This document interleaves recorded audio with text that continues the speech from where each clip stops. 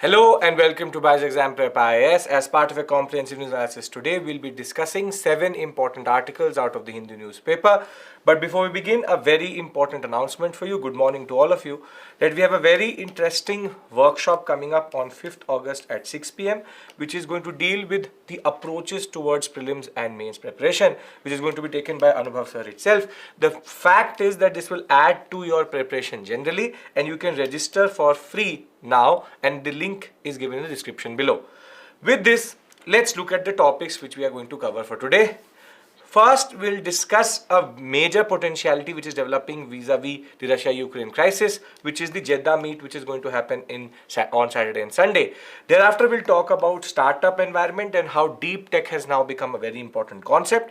Thereafter, something which has now been a continuing story where the cheetahs are dying at the Kuno Park itself. Thereafter, we'll move into the smaller topics where there's a new scheme which has been introduced for dispute redressal vis-a-vis the government and its contractors. We have discussed this previously. Now there's a development for this wherein lithium mining is now open to the private sector itself, and further GST ambit is now being increased to add online gaming, and with the Dream 11, all these different types of what we call as online gaming platform or online betting platform, they will now get 28% GST, as the GST Council took a call on this yesterday. We'll talk about that. And last but not the least, with a lot of deaths being reported out of Sri Lanka from Africa vis-a-vis our pharmaceutical companies sending them cough syrups and certain medicines, now the ministry has asked for certain certification at the UN level to be acquired by these companies. So let's discuss the first topic, which is the Jeddah meet or the Jeddah peace talks as they are called vis-a-vis Russia and Ukraine. As always, I'll try to give you a basic overview of what it is, what is the major developments, and then we'll go into the nitty-gritty of the topic. Now, if you look at the larger picture of the discussion, we know that Russia and Ukraine have been in a war or in a crisis situation for now close to 2 years. And very simply, Ukraine has always been on the radar of Russia because of its resources. The Crimean Peninsula being taken in 2014 itself was the first step to it. And Ukraine, as we know, has been asking for NATO membership for quite a long time. And now it is even asking for EU membership. But the West always kept Ukraine as a buffer state between Russia and itself. Now, since the crisis, there have been certain rounds or certain places at which there has been talks of peace, or the different actors need to come together at a negotiating table and talk about peace. So the topic or the article actually talks about the potentiality of Jeddah, but it also talks about the models or the previous attempts which were there at these peace talks. Now these peace talks are coming at a time when the casualty on both sides is equally big. Wherein Ukraine, there's a data which has been given, Ukraine has lost close to 1,31,000 soldiers. On the other hand, 2,23,000 soldiers have been lost by Russia itself. So both have taken proper damage in that regard.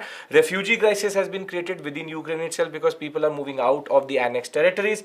The economy has shrunk. There is close to $400 billion is needed for the reconstruction of Ukraine itself, and civilians, 25,000 civilians have also lost their life, which is a very conservative estimate of what is happening. Now the point is, we know that both Russia and Ukraine are suffering. Ironical part was Ukraine suffering was part of the plan, but Russia has also seen major setbacks because of how NATO has responded to Ukraine's crisis, wherein NATO has very actively helped Ukraine with arms, with ammunition and resources. And therefore, NATO has made Ukraine the new battleground vis-a-vis the old concept of the Iron Curtain or this Cold War mentality, wherein the West is now fighting Russia, but not for capitalism and socialism, but now for Ukraine. So Russia saw a major setback in the form of the Wagner group also rebelling, and Ukraine is finding its small victories in certain sectors to get things back. Now, why is now there a talk for peace is because Russia can see that the war is becoming more and more unsustainable, and with the Wagner group crisis, Putin has realized that there is also anger building up in Russia. So is the Jeddah talk, is the Saudi Arabian talks the first time they're trying to talk about peace? No. And this is what you have to remember, because in the mains answer for a Russia-Ukraine crisis, you would have to write a whole historical overview of how things happened. So the first talks were basically when Belarus and Turkey tried to broker some form of peace, wherein the Russians and the Ukrainians were urged by Belarus and Turkey that you need to bring in the peace talks, and the war is going in an unsustainable direction. Here the point was, here Russia had an upper hand and Ukraine was not ready to actually budge in and say that we will give up on this war because of the NATO support itself. So this round was basically more or less useless because of the Russian stance and Ukraine's support, or the NATO support to Ukraine.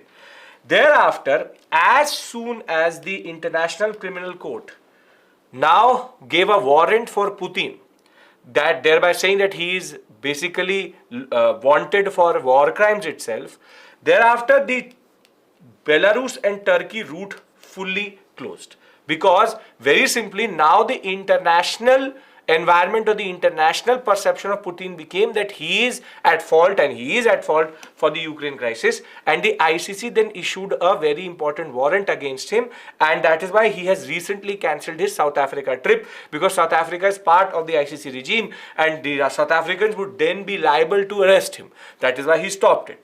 Now, the next major breakthrough, which was seen as a major turning point in the Russia-Ukraine crisis, is something which we've already discussed previously. It's called the Black Sea Initiative.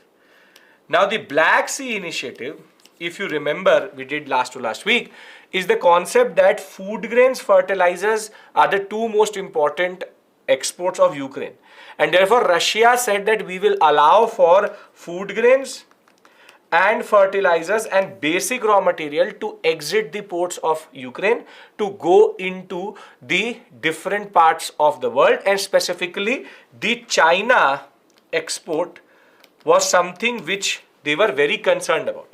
And Russia and China being very, very close to each other, Russia was ready to allow for the Black Sea Initiative. Turkey, Belarus and the African countries were also very, very optimistic, because Africa, specifically South Africa, imports a lot of its food grains from Ukraine, and therefore the Black Sea Initiative was seen as the first major breakthrough in this whole saga. However, as you remember, we've discussed this again last week, that Russia is now not ready to accept the Black Sea Initiative. It is saying that we allowed for this in goodwill, however everything has backfired on us. So the Belarus, Turkey, the Black Sea Initiative were seen as moments in which they wanted to come to the negotiating table. With Russia seeing the Wagner group rebelling and Russia saying that we will not honor Black Sea Initiative, now different countries are ready to broker peace. So before I go to the country models, wherein we have the China model, the South Africa, the Brazil model, are we clear with regards to what is the present situation, wherein Black Sea Initiative was very important for Africa, China, and specifically the grains going out of Ukraine, and Belarus-Turkey type of negotiations have not worked generally, and Putin actually getting setbacks has also made his position a little bit hardlined. Are we clear with regards to this concept? If we are, then I move to phase 2 of this discussion, which is rather what the other countries want and how they're talking about peace. Yes? Yes. Okay. Now, Ukraine already has what is called the 10-point peace plan. And Ukraine's basic concept is, which is now going to be pushed at Jeddah also, because at Jeddah they are going to push for the Ukraine 10-point peace plan. The Ukraine 10-point peace plan is very straightforward. It says that territorial integrity should be honored, 1991 border should be honored, which is the disintegration of the USSR itself, and everybody needs to move back to the 1991 border. Further, the UN charters should be honored, and last but not the least, Ukraine's demand is that Russia should be prosecuted for all the war crimes. Now, this was never going to be acceptable to Russia because Russia would never take the guilt or the reason or become the reason to say that we are the reason why this war started. They have their own justification for it. Now, this is the plan which is going to be discussed at Jeddah. However, there are alternative models also. For example, China also came up with a plan. China, being a very close associate of Russia as of right now, came up with a plan wherein they said the same exact things, but they added two more important aspects. First, they said yes, territorial integrity should be honored. But this was given in the context of Taiwan, because in Taiwan issue, China-Taiwan issue, they always talk about territorial integrity. So this was again their way of saying that Taiwan should be part of China, which according to them is. Now, the other one which they said was, yes, UN charters should be honored. Again, this too is standard drama. But what China did was that it added in this 12-point plan, as it is called, it said that very simply, NATO should give up its Cold War mentality, wherein the NATO is arming Ukraine, and this type of approach will not work. And further, the concept of how NATO is enabling Ukraine to fight the war. So their understanding was that territorial integrity should be honored, that the UN charters should be honored. However, NATO should give up its core war mentality. And this unilateral concept of economic sanctions, which the West uses quite a lot, this is also a problem. Basically, their 12-point program in a way talked about two big issues, which is how economic sanctions are used by the West or misused by the West, and how the Cold War mentality is something which is dominating the response of the West on the Russia-Ukraine crisis. So the Ukraine concept was, and the China concept has two intersections, but thereafter you see that it says war crimes to be prosecuted. Here it talks about the larger Western regime itself. Now, South Africa tried to also broker peace, and what is interesting is that it also said that territorial integrity should be honored. It also said that the UN charters should be honored. But a very important point which it said was grain export and Black Sea initiative should be honored. Thereafter, Brazil also came up with a plan wherein De Silva just wanted to become a hero by saying that all countries which are non-aligned in this whole war should come together and make a peace club which should broker peace. Now, if you look at it, and I'm going to now try to simplify it to the level at which you can write it in the examination, every country is trying to find their own interest in this story. Russia obviously is in Ukraine because of its interest.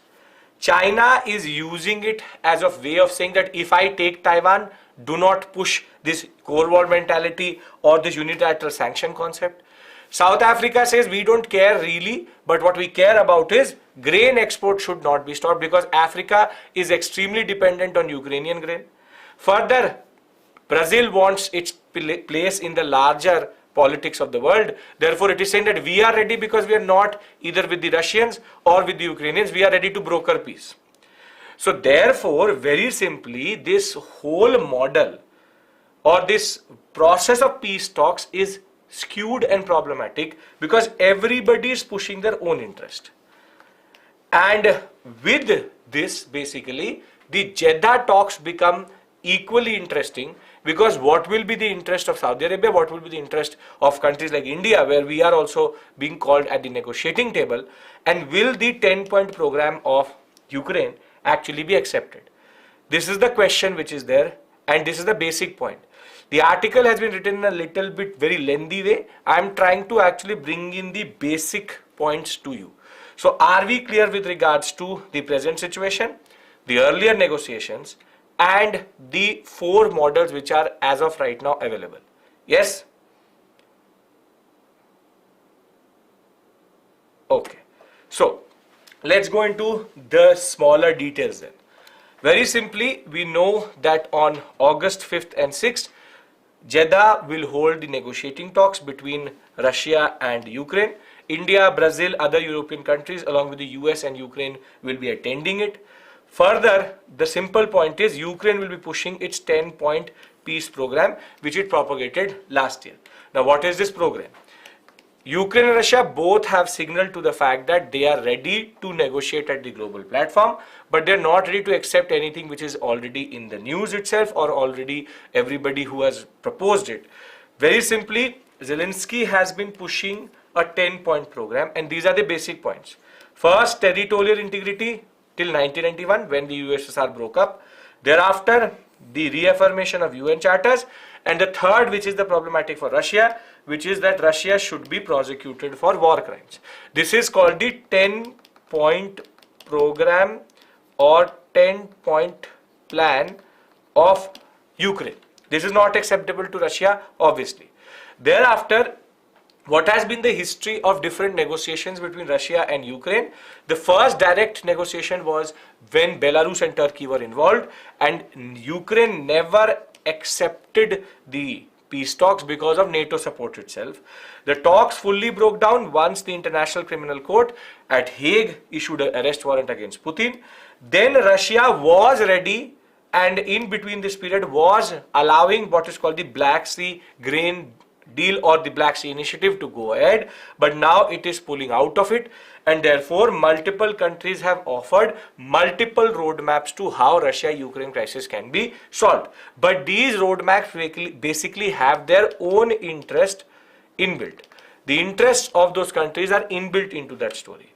Now, the first country which talked about any form of peace was China.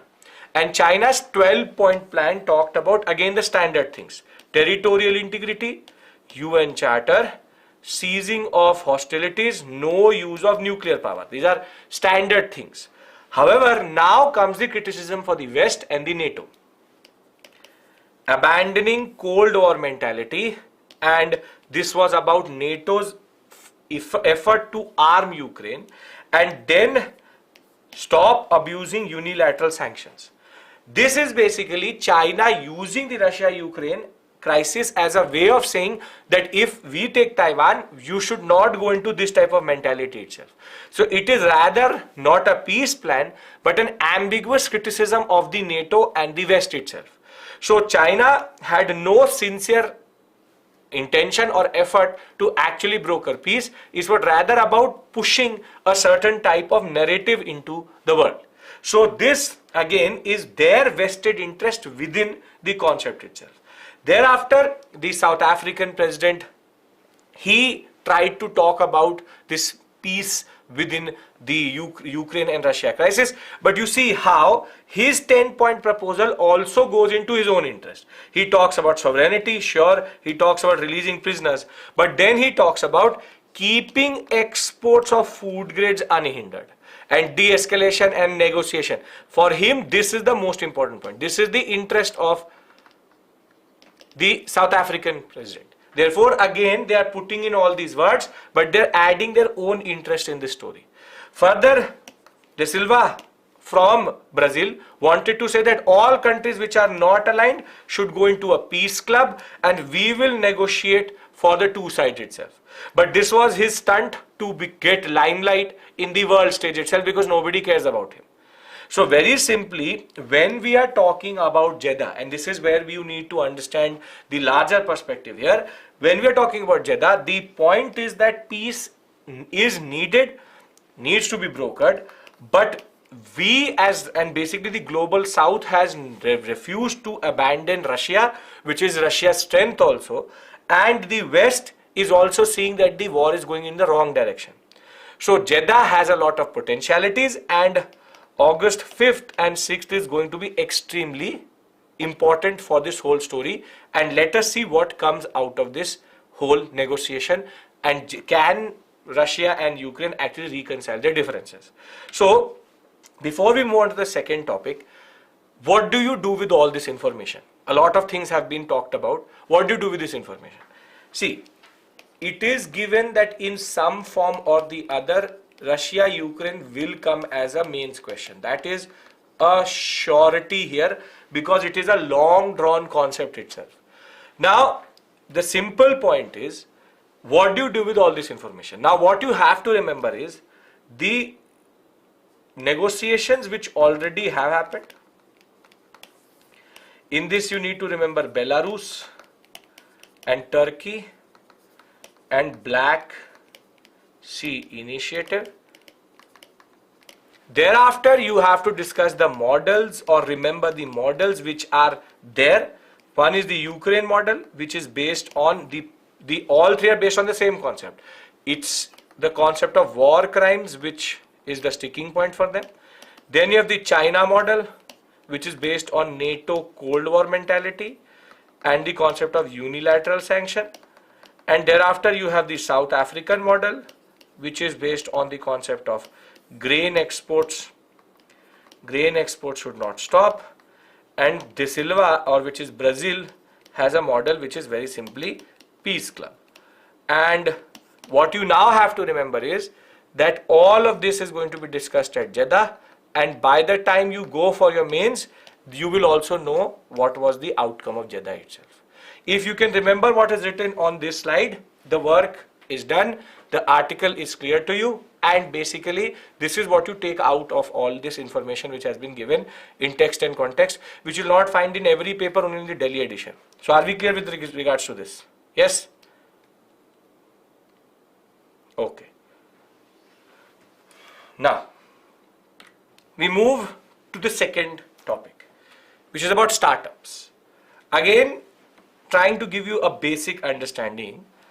Startups in India have mostly concentrated on certain sectors. For example, e-commerce,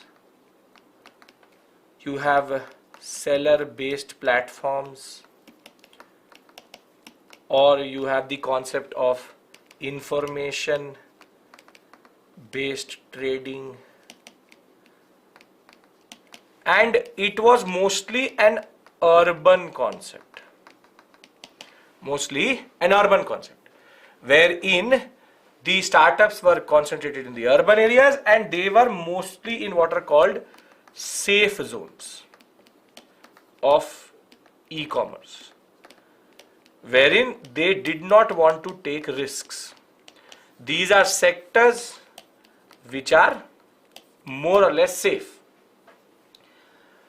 Now, very simply, what this article talks about is that we have gone beyond that.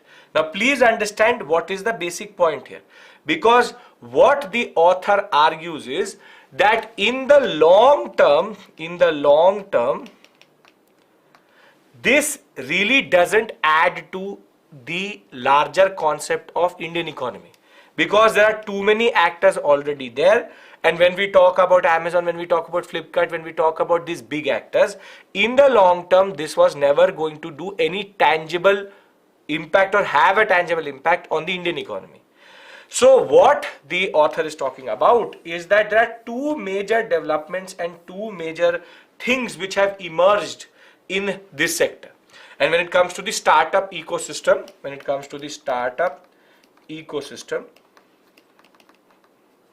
there are two things which have actually developed.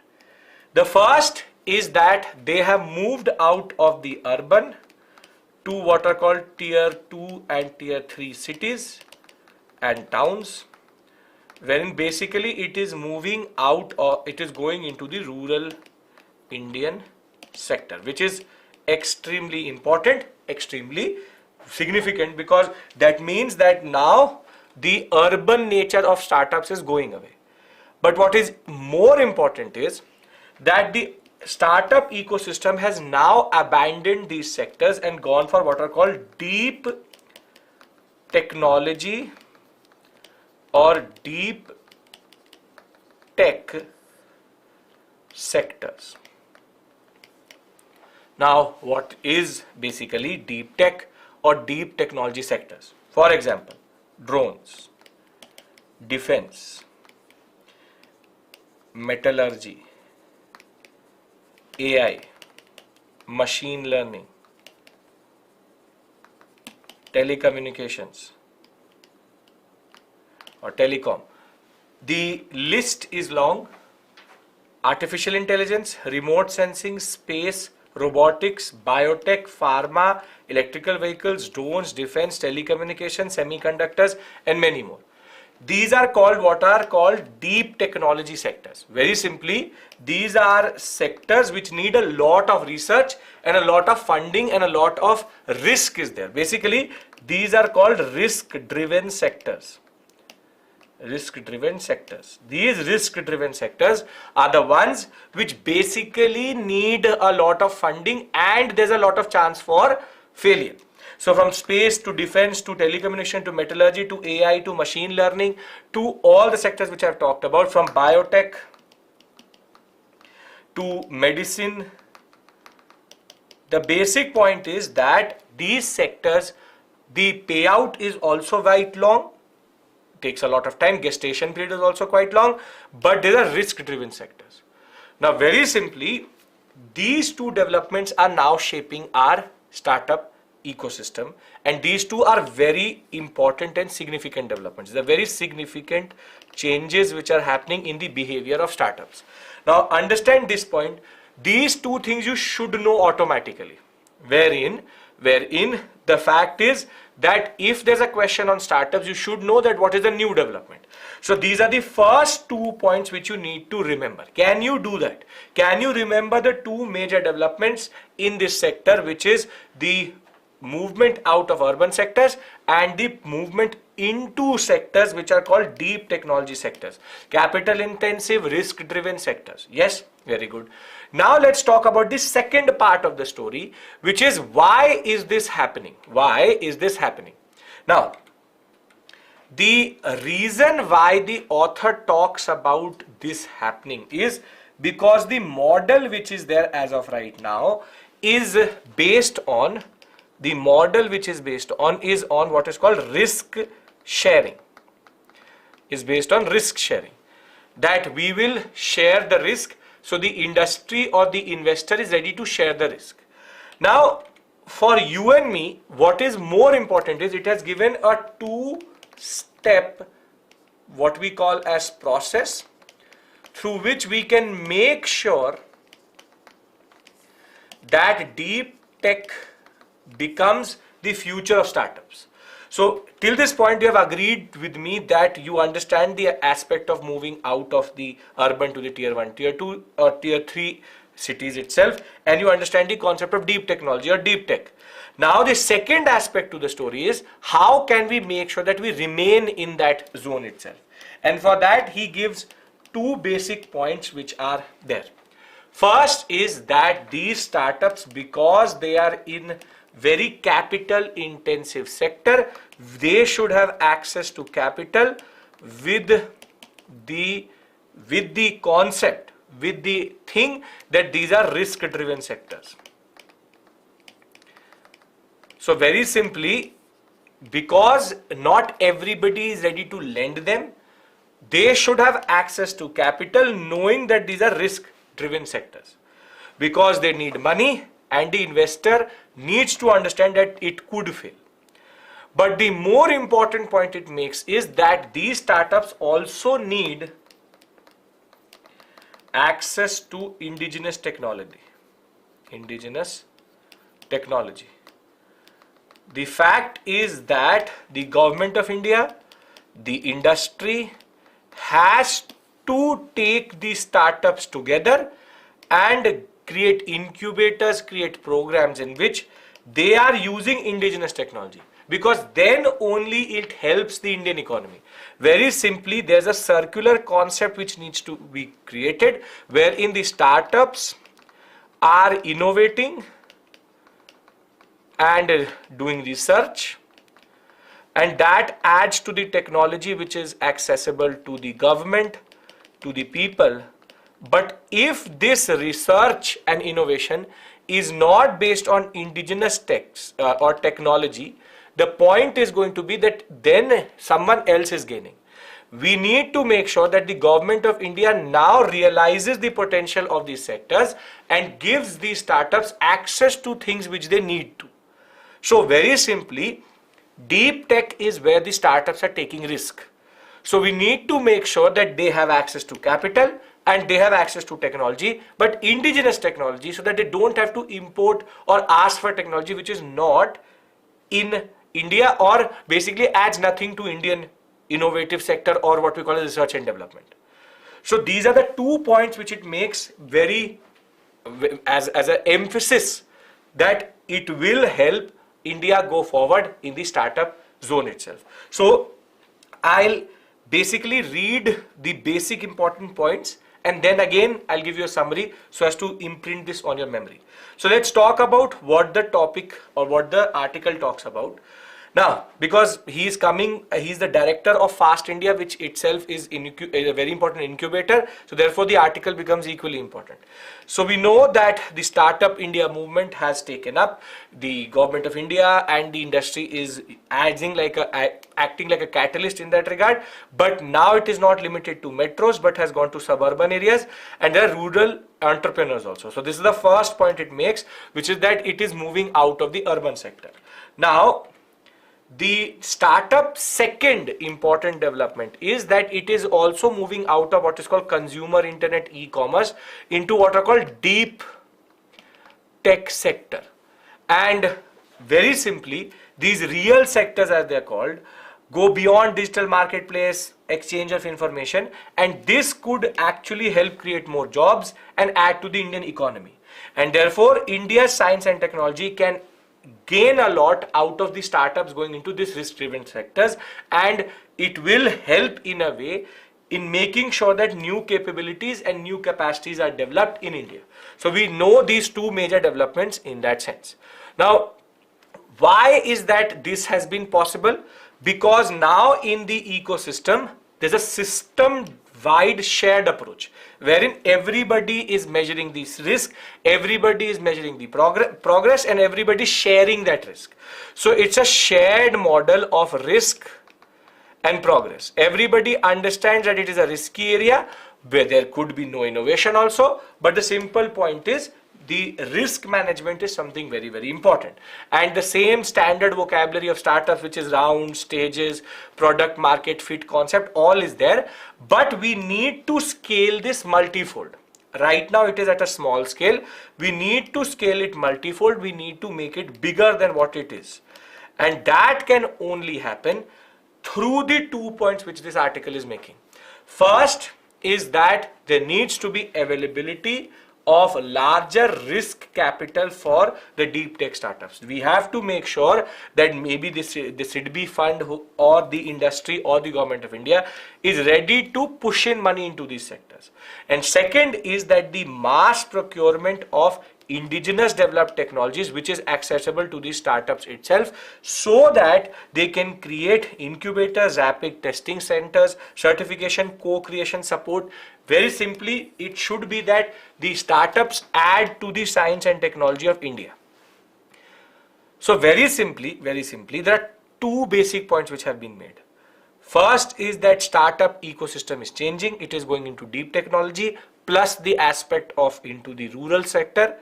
There are two ways in which we can make sure that this movement is further strengthened. And that will be strengthened if they have access to money, capital, which knows that it is a risky area.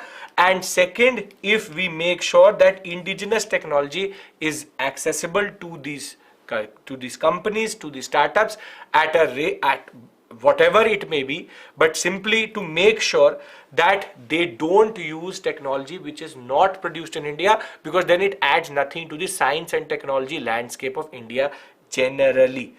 Is this point clear? 2 points of new development, 2 points to harness this. These are the 4 basic points which have been made here.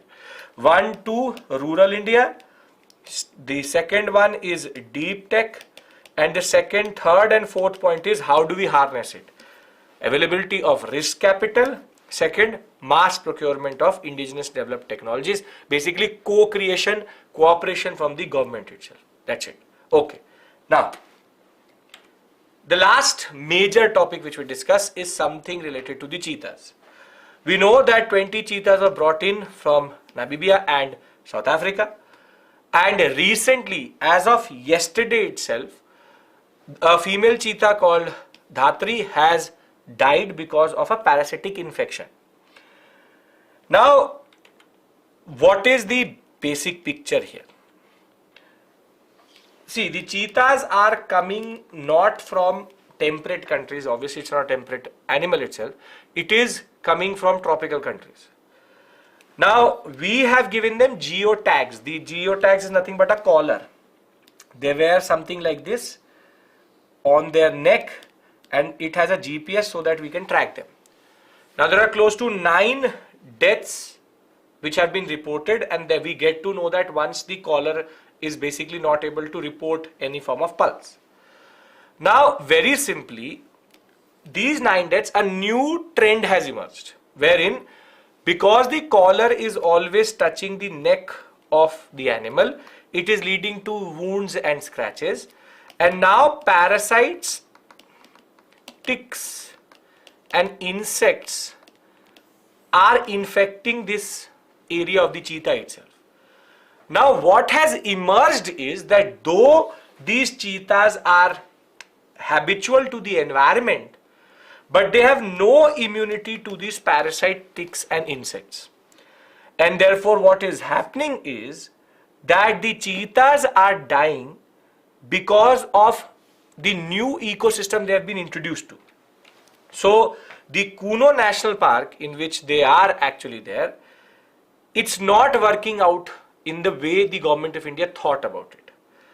And very simply, if you ask them, it's either infections, the lacerations and the skin becoming fragile where the collar is, that is being exposed to parasites, and they have no natural immunity to these parasites itself.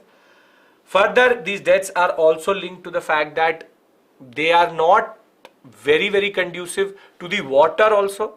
So some of these cheetahs had kidney failure because there are certain bacteria in the water which is again they have no basic understanding of or basic immunity to. So while the government of India will say it is all natural causes, there are no accidents. One cheetah died during the mating process, which is standard, but again the environment was not conducive. The fact is, this only shows you, and the implication of this only shows you that quick fix in what we call as conservation is not going to work. Can you tell me, is this in situ or ex situ conservation? What is it? In situ or ex situ? One or two? Very good.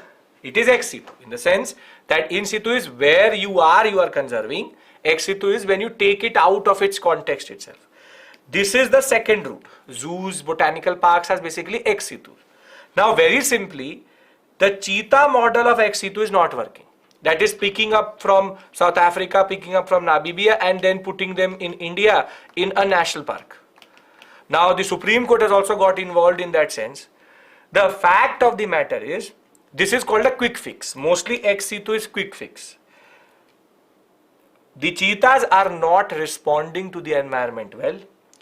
The cheetahs are not able to adapt to the environment well, and therefore there needs to be reconsideration. The reconsideration is, do we need this type of a project? Is it sustainable? Because saying that natural causes are death, obviously it is natural causes, because this is called adaptation. They are not able to adapt to the environment itself. And if it isn't, then what? Because 20 came, 9 are already dead. They are closing 50% death. And the way we wanted to produce it was mating in the Indian environment. The female involved in that is also dead. So that also did not work. So very simply, conservation in its habitat and outside its habitat. In situ is always considered better. National park is basically a model of in situ conservation. But the problem is when you are mixing these two up, which is a national park with ex situ, which is bringing a cheetah from outside, it is not working. Why am I having this discussion with you? Because this creates a lot of questions for what we call as forest conservation, the flora and fauna conservation, and animal conservation. And as the future Indian forest officer or IAS officer or involved in decision making, you need to know that these quick fix don't work. That we just want to bring in the animal, so as people say, just bring the animal here itself. So here the human factor is not there, rather it is the environmental factor. I am picking up a person from here and transporting him to, for example, Scandinavia to Sweden with too much cold. It takes time for acclimatization, and these cheetahs have no acclimatization in that regard. So this is again a developing story. We need to see what the government does tangibly, but I wanted to point it out vis-a-vis ex situ, in situ and quick fix concept in animal conservation. So are we clear with regards to the basic point? You don't have to go into too much detail in that sense. Okay, way forward is reconsideration, reacclimatization, vaccination, maybe movement out of Kuno National Park because the environment is too hot or is not conducive. So you have to think about reconsideration of the program itself. It is always good to reconsider. It's not that you just did it, you have to stick with it. As the Supreme Court said, don't make it a pride issue that Kuno National Park cannot make it work. If it is not working there, try somewhere else. That is the basic point. Okay. So before we move to Prelims Bytes, we've done 3 major topics. What have we done in these 3 major topics? First, we discussed the potentiality of Jeddah and how there have been different models: China, Brazil, and South Africa, and the Ukraine model itself. Thereafter, we saw that how each of them has their own purpose inbuilt to it. Thereafter, second, we talked about startups and the concept of deep tech. Remember the deep tech sectors itself and the 2 ways to harness it, which is capital, which is linked to this risk itself, and access to indigenous technology. Third topic which we discussed is nothing but the Kuno National Park situation, in which now we are seeing that not having immunity to certain parasites and certain ticks or certain insects is also leading to death of the cheetahs. So there's a need for reconsideration. If these 3 are clear, we'll move to this small section. Not a lot of detail there, but interesting things you have to just remember for the prelims examination. Yes? Okay. Perfect. So the first is the government has now introduced a scheme 2.0 in that regard, which is called Vivad Se Vishwas Second. Very simply, there's a lot of contractual disputes which happen. The government of India procures a lot of things, or the government of India or its subsidiary or an organization which is linked to the government of India, it always gives up tenders, what are called tenders, and these tenders are picked up by contractors. But now when you are having a dispute with the government of India, where do you go? So what the Ministry of Finance has done is that it has now introduced a new scheme, which is the Vivad Se Vishwas Second, wherein these contractors can very simply resolve their disputes with either the government of India or any of the parties which is controlled by the government of India. Very simply, it is for domestic contractual disputes between contractors and the government of India. Very simply, it's a confidence building mechanism. You already know that there's a government e-marketplace which is called GEM. In the GEM, there are a lot of contractors and there are certain disputes which happen over tenders. And this dispute has created a lot of distrust between the contractors and the government of India. They're trying to resolve that. Thereafter, second, something which we feared, we talked about, we voted also, which is that should lithium or should these rare earth metals have what we call as private access. Now the government has gone with the model which we did not agree to, which is that yes, the mining and the auction of lithium reserves are now open to the private sector. Along with that, titanium, beryl, nibonium and zirconium, all these 5 metals in that regard, the government of India can now auction and mine and give that right to a private sector. Private sector can now mine in lithium, which is quite dangerous in that regard. So these metals have been removed from the atomic minerals, what we call as list, which is forbidden to the private sector, and now they can also mine. This has been seen as a force multiplier that maybe lithium reserves are going to, lithium production in India is going to take off, but the private sector is not going to work for the people but for themselves. So let us see how this works out. But now we can mine for lithium, beryllium, or beryl and titanium, nibonium and zirconium, because now it is open to the private sector. Remember this new development, again an old story with new development. Now,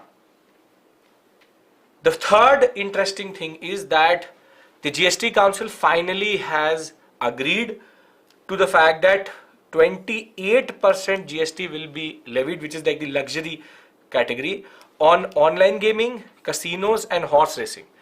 Now, Goa and Sikkim don't like that because Goan economy is based on what we call as casinos and gambling itself. Now, 28% tax is there. Now, the point is that, do we need to regulate these sectors? Yes. Is 28% quite a lot? Sure. But is this the right decision for certain states which are extremely dependent on the money? Now, this is a question which the government of India needs to consider, because Goa and Sikkim both dissented over the fact that taxes should not be there on casino users. And casino money in Goa is actually quite a big state GDP receipt in that regard. So this again is the government of India trying to regulate a sector. Online gaming is also becoming jungly rummy, this, that, whatever you see, you get all that spam messages and spam ads in that regard. But now the government of India is trying to regulate. This is a good thing. It's a good thing. Dream 11 and the other things, which is this, that's not online gaming. That's a little bit different. But I'm not here to differentiate. Simple point is regulate them, 28% tax, give them, no issues, very good. So the point is, this tax is not important. What is important is regulation. And the simple point is regulation was needed. You and me are not in a position to assess was it needed or not. I believe that it was needed, and it's good that it is 28%, that because it has a lot of risk, it also puts a lot of people into risk. So good. So next time when you do whatever you do for IPL or any other match, remember 30%, close to 30% will be taken by the government of India. Okay. So last topic is in the context of what is happening in a lot of different countries, wherein in Africa, in Sri Lanka recently, a lot of people have fallen ill and also have died because of certain cough syrups being exported out of India. This means that there was a quality issue. So the Ministry of Health has now finally notified that small producers within the next 6 months and large producers in the next 12 months need to get a certification of what is called WHO Good Manufacturing Practices, GMP. Please remember this. This is the only reason I'm discussing it with you, because the simple point is that good manufacturing practices are extremely important for the medicines to be exported out of India and not tarnishing India's image itself. So the simple point of the matter is the quality of medicines are equally important. They are importing it because we have cheap medicines, but that is also leading to fatalities, which is also tarnishing the image of the pharma sector in India. So why you need to know this is because of this only, that there is something called WHO Good Manufacturing Practices. So before we move to the mains question, what have we discussed? 3 major topics, which I have already given you a summary of, which is Ukraine, Jeddah, the concept of the deep startups or deep tech startups, and the third is the Kuno National Park and cheetahs. 4 we've discussed here. Just 4 basic things you revise with me, and then we'll end the session. First thing we discussed was Vivad se Vishwas. Vivad se Vishwas 2. Remember this because this will help you in the examination. This can come as a question. Second term which you need to remember is WHO, Good Manufacturing Practices, GMP. Third is 28% GST on casinos, online gambling, gaming, and horse racing. Now, why am I telling you this? Because if you have seen previous questions, you would realize that the UPSC is sometimes asking what comes under the ambit of GST. So you should know that now under the ambit of GST there is casinos, online gaming, and horse racing. And the fourth simple point was that we discussed the concept of the lithium mining, wherein lithium mining is now open to private sector. If everybody can remember these 4 points which we discussed here, then we can look at the mains question. Yes?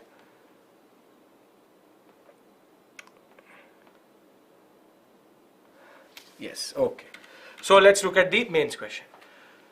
The Jeddah meet to broker peace between Russia and Ukraine holds multiple potentialities. Comment. Now basically it's a projected question. Maybe you will have an answer for this by the end of this month, but I've given you this question for practice. Second is a more interesting question where you use the things which you've learned today. The future of Indian startup lies in deep tech. Elucidate. This is actually a realistic question, and for this you need to know what is happening in the startup ecosystem itself. So with this I would like to end the session. I'll see you tomorrow with another set of 5 to 6 topics. Thank you. Take care. Bye bye.